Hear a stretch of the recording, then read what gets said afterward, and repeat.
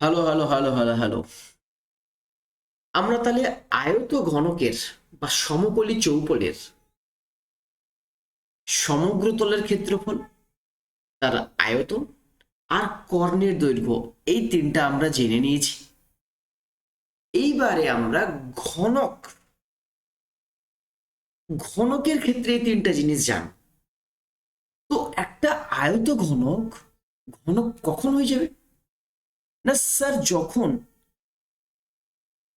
এই যে দৈর্ঘ্য প্রস্থ উচ্চতা ছিল না আয়ত ঘনকের ক্ষেত্রে, ঘনকের ক্ষেত্রে সব সমান হয়ে যাবে। यानी कि দৈর্ঘ্য ইকুয়াল টু প্রস্থ ইকুয়াল টু উচ্চতা। এই দৈর্ঘ্যটা যদি আমি এটাকে এল বলি, প্রস্থটাকে যদি বি বলি, আর উচ্চতাকে যদি আমি এইচ বলি, তাহলে দৈর্ঘ্য প্রস্থ উচ্চতা এই তিনটা সমান হয়ে যাবে। দিলে আমরা কি বলবো? এটাকে কিউব বলবো। তাহলে কিউবের বা ঘনকের সমগ্র তলের ক্ষেত্রফল তাহলে কত হবে?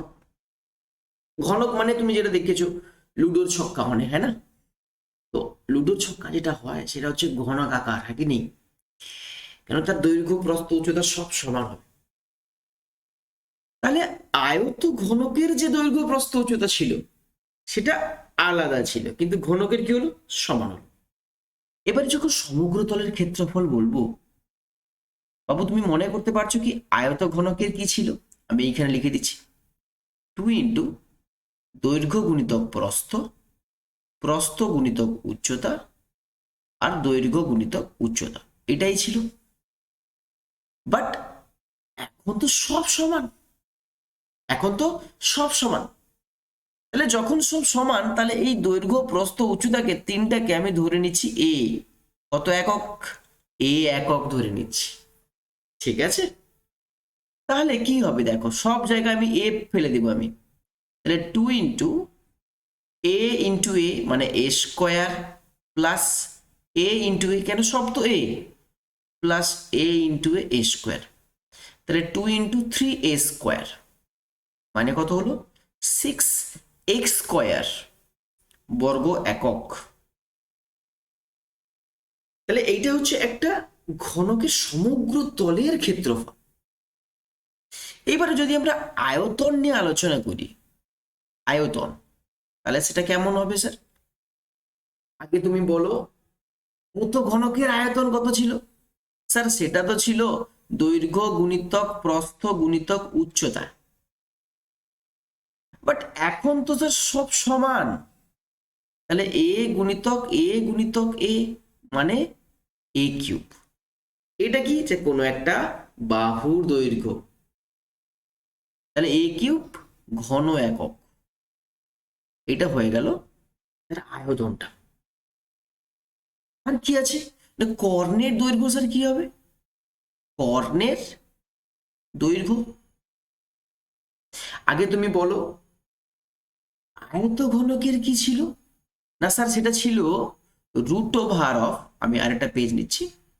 আয়ত ঘনকের যে কর্ণের দৈর্ঘ্যটা ছিল সেটা হচ্ছে √, দৈর্ঘ্য স্কোয়ার প্লাস প্রস্থ স্কোয়ার প্লাস উচ্চতা স্কোয়ার। এটা হচ্ছে আয়ত ঘনকের। এখন আমি বলছি ঘনকের, তাহলে তো স্যার সব সমান হয়ে যাবে। ইয়েস, তাহলে সব সমান করে দাও, এ স্কোয়ার প্লাস এ স্কোয়ার প্লাস এ স্কোয়ার, তাহলে কত হয়ে যাবে বাবা? √3a square. তাহলে √3টা বাইরে এসে গেল, এটা বাইরে এসে গেল, তাই না? আর √3 থেকে গেল এত একক। কথাটা বুঝে গেল? তাহলে ঘনকের আমি সমগ্র তলের ক্ষেত্রফল বললাম 6 × বাহু স্কোয়ার, ঘনকের আয়তন বললাম যেটা হচ্ছে বাহুর কিউব, আর ঘনকের হচ্ছে কর্ণের দৈর্ঘ্য যেটা, সেটা হচ্ছে √3 × বাহুর দৈর্ঘ্য। এটাও ক্লিয়ার? চলো একটা কোশ্চেন করি। কোশ্চেনটা হচ্ছে কি, একটা ঘনকের সমগ্র তলের ক্ষেত্রফল এবং আয়তনের সাংখ্যমান সমান হলে কর্ণের দৈর্ঘ্য কত হবে? কোশ্চেনে কি বলেছে, কি একটা ঘনক আছে যার সমগ্র তলের ক্ষেত্রফলটা আয়তনের সাথে সমান। তাহলে আমি বলি, ধরি ঘনকের একটি বাহুর দৈর্ঘ্য a একক, ঠিক আছে? তাহলে প্রশ্নানুসারে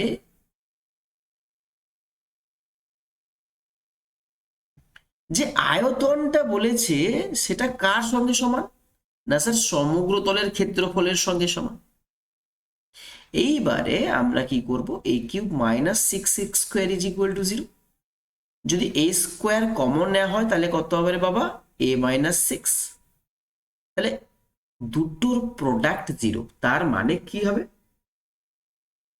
আইদার প্রথমটা 0 হবে অর তারপরেটা 0 হবে। কথাটা বুঝলে? এটা 0 হলে a ইজ ইকুয়াল টু কত হয়ে গেল? 6 হয়ে গেল। আর এইটা হলে a 0, বাট a কি 0 হতে পারবে? না স্যার, এ তো একটা বাহুর দৈর্ঘ্য, বাহু যখন 0 হয়ে যাবে তখন কিউবই থাকবে না। তাহলে এখান থেকে আমার বাহুর দৈর্ঘ্যটা কত হলো বাবা? 6 একক, ঠিক আছে? তো দেয়ারফর কর্ণের দৈর্ঘ্য চাইছে আমাদের, তাহলে কর্ণের দৈর্ঘ্যটা কত হবে? √3 ইন্টু a একক, তাহলে 6√3 একক। সবাই বুঝতে পারলি এটা? আচ্ছা, ভালো করে শোন কথাটা আমার। নেক্সট ভিডিওতে আমরা কোষে দেখি 4 করব, এক্সারসাইজ স্টার্ট করব আমরা, ঠিক আছে? তো যেটুকু ভিডিও বানিয়েছি আয়ত ঘনের উপর তাড়াতাড়ি রিভিশন কর, তারপরে আমরা এক্সারসাইজে যাব, কোশ্চেন্স করব, ঠিক আছে? যা ডাউট থাকবে আমাকে সবাই কমেন্টে জানাবে, ডেফিনেটলি আমি সলভ করে দেবো। ওকে, থ্যাংক ইউ সো মাচ।